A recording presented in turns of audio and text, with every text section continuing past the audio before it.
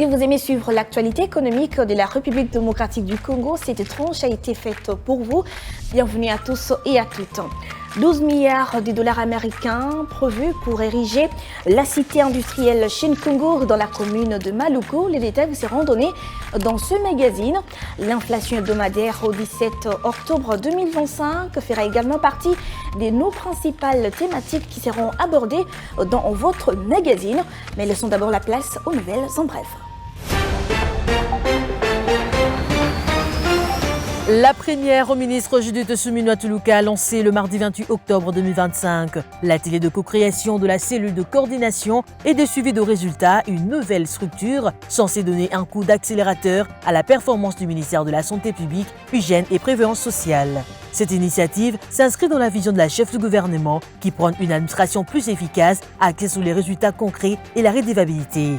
Face à un parterre du cadre du ministère, de partenaires techniques et d'experts du secteur, Judith Suminwa Tuluka a insisté sur la nécessité de transformer les ambitions politiques en réalisations palpables. Plus de détails, je suis Comprenez.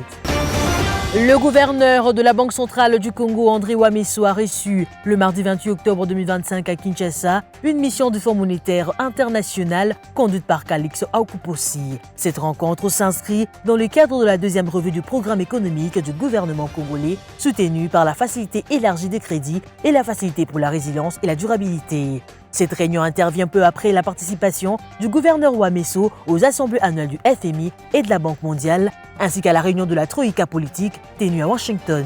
Plus de détails, je suis Comprenez. L'analyse menée sur le marché de Kinshasa met en lumière les effets directs de la remontée du franc congolais sur le prix des consommations. En l'espace d'un mois, le taux de change est passé d'environ 2800 francs à 2200 francs congolais pour $1 américain, soit une appréciation de près de 21%. D'après le bulletin spécial sur la valorisation du taux de change du ministère de l'économie, cette vigueur monétaire s'est traduite par une baisse moyenne de 13% de prix relevés sur une quarantaine de produits de grande consommation. Liste de détails, ce Comprenez.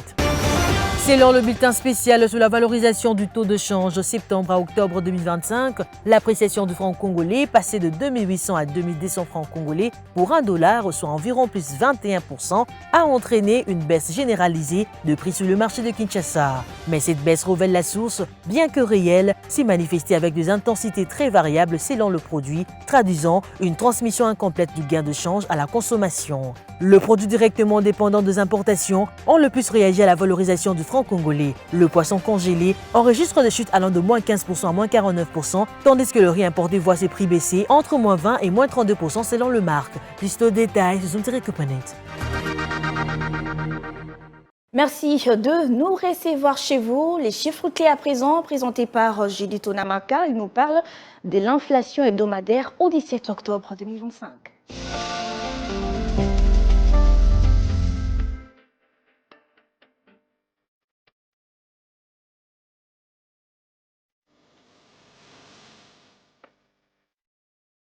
Judith Onamaka, bienvenue. Merci à vous, Solange. Alors, que doit-on savoir sur l'évolution du marché des changes en RDC? Voilà, concernant la réactualisation du taux de change en RDC, commençons justement par l'officiel où $1 revient à 2237 francs, un franc CFA se change à 3,98 centimes et €1 s'altère à 2589 francs congolais. Maintenant, prenons le cas du marché parallèle, nous avons pointé particulièrement Ngaba et dans ce lieu, $1 se change à 2200 francs, un franc CFA se négocie à 3,00 centimes et €1 s'altère à 2200 francs congolais. Quels ont été les niveaux de l'inflation hebdomadaire au 17 octobre 2025 et aussi quelles sont les fonctions des consommations ayant contribué à l'inflation? Voilà, concernant le niveau de l'inflation observé au 17 octobre 2025, on note qu'il a été de 1,88% contre 1,16% la semaine qui a précédé. Et à la première semaine du mois d'octobre, l'inflation hebdomadaire s'est située à 0,10%.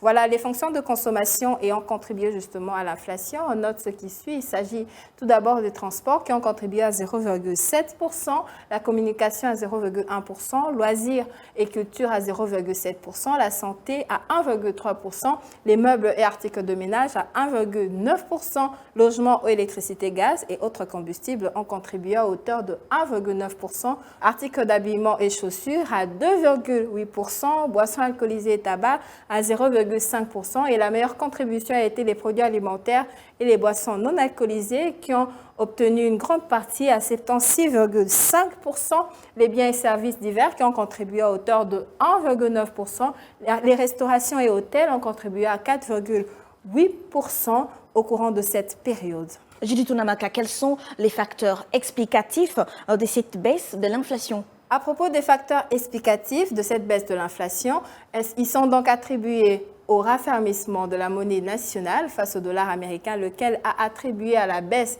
des prix des principaux produits de première nécessité, notamment les produits alimentaires et pétroliers. L'évolution des prix de ces produits susmentionnés ont eu donc des incidences notables sur l'atténuation de l'inflation globale, donnant ainsi lieu à une décélération du rythme de progression de l'IPC en variation annuelle. Alors pour finir avec vous, que dire de l'inflation en glissement annuel? À propos de l'inflation en glissement annuel, on note que l'inflation hebdomadaire a été de 4,07% en 2025, 11,69% en 2024, 23,75% en 2023, 13,13% en 2022, 5,28% en 2021 et 15,76% en 2020, 4,59% en 2019, 7,23% en 2018, 54,71% en 2017 et 11,24% en 2016 au courant de cette échéance. Notons aussi les principaux produits de première nécessité qui ont donc subi une évolution au courant de cette période. Il y a le carton de Chinchard de 25+, qui a coûté en août 190 000 francs contre en octobre 180 000 francs et le carton de cuisse de poulet qui a coûté en août à 69 000 francs et maintenant à 65 000 francs. Le carton de poisson salé qui vient de 230 000 francs et à ce jour 205 000 francs. Et le carton de poulet de 12 pouces qui a coûté 151 000 francs vaut aujourd'hui 140 000 francs au courant de cette période. Merci pour ces détails. Merci à vous Solange, c'était un plaisir. Et puis dans les dossiers présentés par Judith Piombo, elle nous parle de ces 12 milliards de dollars américains prévus pour ériger la cité industrielle Chine-Congo dans la commune de Maluku. Les dossiers, c'est tout de suite.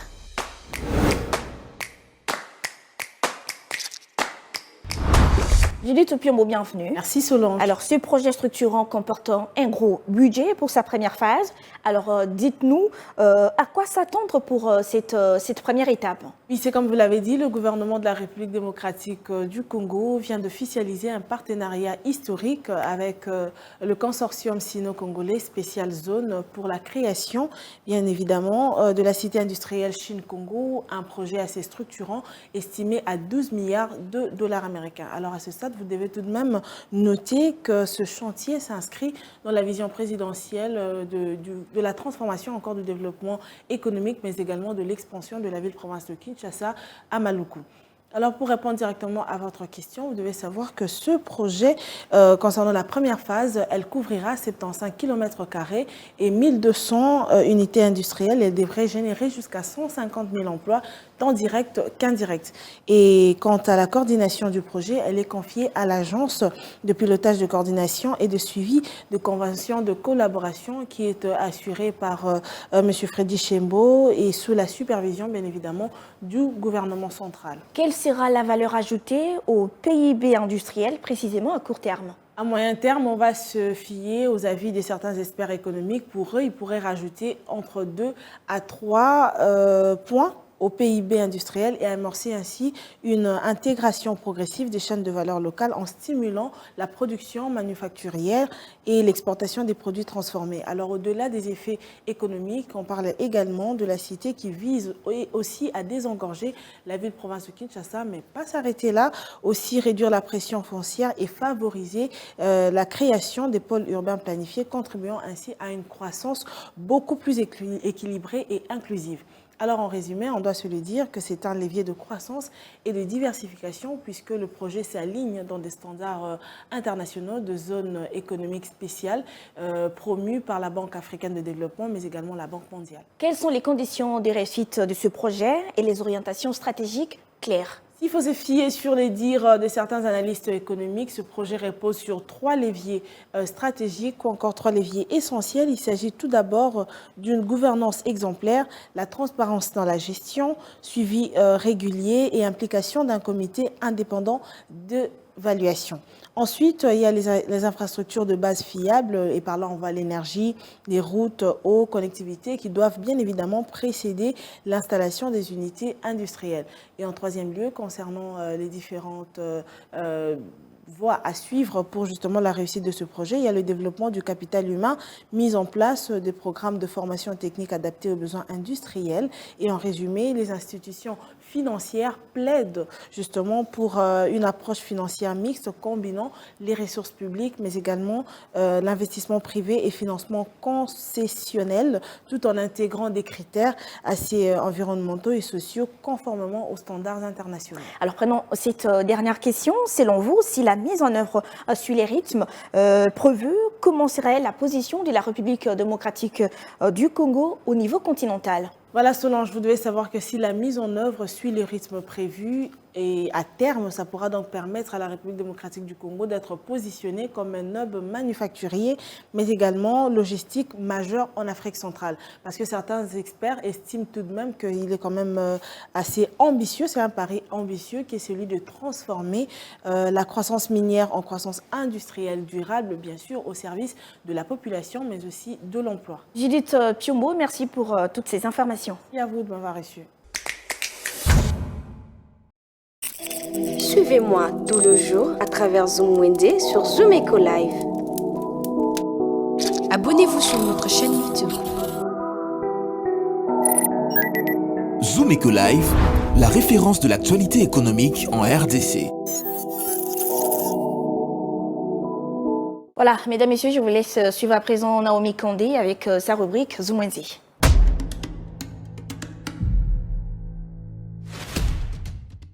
Débutons notre marché du jour avec 1 kg de mungusu qui se vend au prix de 8 000 francs. Pour le fan de poisson tilapia, cela revient au prix de 9 000 francs le kilo. Toujours au même endroit, on trouve les malois qui coûtent 11 000 francs le kilo. Pour ceux qui aiment consommer les malangois, cela est fixé actuellement à 8 500 francs au marché de Gambela. Toujours au même endroit, on trouve 1 kg de croupion, communément appelé dindon, qui revient au prix de 8 000 francs. Zoom Wednesday a également pensé aux consommateurs de côtelettes de mipandi qui se vend au prix de 13 000 francs congolais par kilo. Le pied de porc, connu sous le nom de makoso, revient au prix de 7 500 francs le kilo. Le poisson chinchard, connu sous le nom de mpiodi en lingala, se vend au prix de 7 500 francs pour 1 kg de 20+. 1 kg de 25+, se vend à 10 000 francs. Dans ces mêmes marchés des Gambela, le poulet nu revient à 10 000 francs. Terminons ces marchés avec 1 kg de maboumou qui se vend actuellement à 10 000 francs congolais.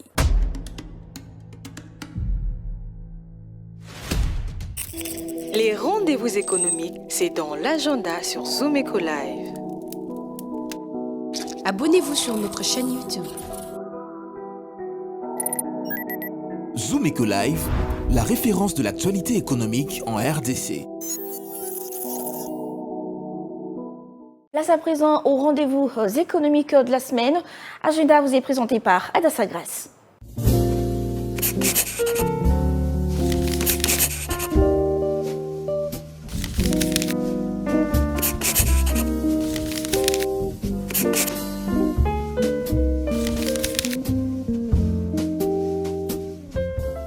Bienvenue à l'agenda, voici le rendez-vous économique. Le Forum économique sur l'assainissement durable Kinshasa a ouvert ses portes le 28 octobre dernier et se poursuit jusqu'au 31 octobre prochain à Kinshasa. À présent, la foire de l'éducation et du choix de carrière est prévue le jeudi 30 octobre 2025 sous les thèmes jeunesse et éducation, moteur du développement économique de la RDC. Cette fois-ci, notons que la 5e édition du Forum de jeunes sur les climats s'y tiendra du 30 octobre au 2 novembre 2025, axé sur jeunesse, climat, biodiversité et entrepreneuriat vert. Et pour finir, un événement incontournable à ne pas louper qui est prévu le 1er octobre 2025 à Sulkin Village, axé sur les thèmes « Le talent seul ne suffit pas, allez au-delà de vos capacités ». Merci de nous avoir suivis. Au revoir.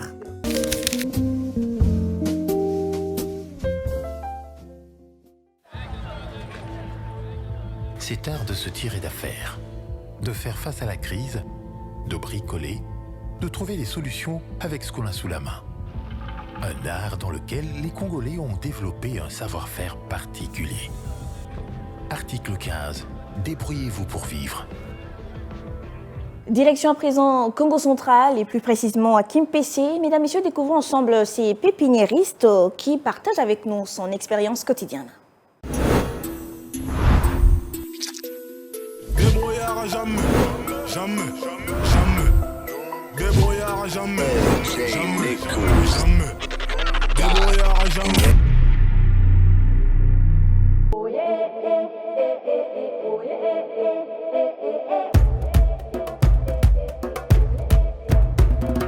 ngai musala nasalaka ya kolona bapépinière bagene plante mpona kosunga population tosalaka unique pépinière après tozokabola yango tozotiaka na bachasse ale soki ekomeli tozotia yango vente publique totiaka na baprix ya bien moto asepeli asombi.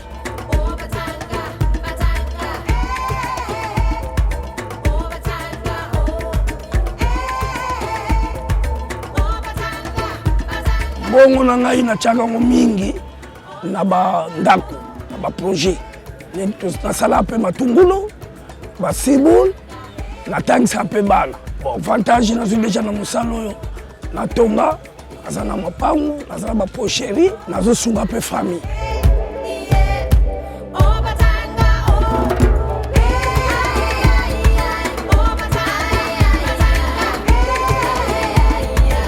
tozangi baterrain ya kosalela bapépinière na basemence mpona kosunga population fo bapesa biso aide tozangi bamotopompi tozangi bainstrument neti bamasheti bapioche mpona kokende kosungaka mpe bato mosusu baza na bamboka bavillage neti kimwana ndembo songa kimpese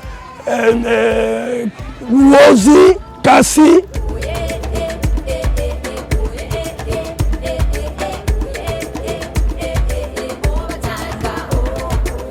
bapapa soki bakoni toza na droit te tolakisa bango so mosala fo tozwa bagene bakota na mosala na biso mboka ekende liboso.